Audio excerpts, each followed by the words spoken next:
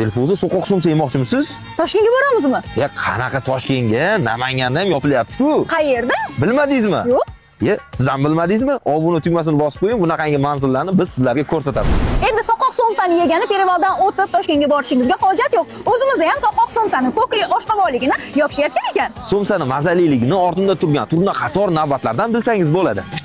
Oyizli janonim ko'ylagida Endi namangancha soqoq somsani ta'miga baho beramiz. Haqiqiy so'qoq somsani yemoqchi bo'lganlar aynan mana shu manzilga kelib birga ko'ringlar. Narxi 8000 so'm ekan, ikkita olsanglar 15000 so'mga to'g'ri kelar ekan. Qani, bismillah. Bismillah. Hozir yangi uzildi-da, mazali ekan. O'rtoqlar, eng asosiysi bu joyi manzili Chust tumanidan To'raqo'rg'on tumaniga yurganingizda, o'ng tomonda To'raqo'rg'ondan Chust tumaniga yurganingizda chap qo'lingizda keladi. Agarda lokatsiyasi kerak bo'lsa, Telegram kanalimizga ham joylab qo'ydik. Videoni soqoq somsaga olib bor deydigan tanishingizga ting qo'ying. Romaylab gul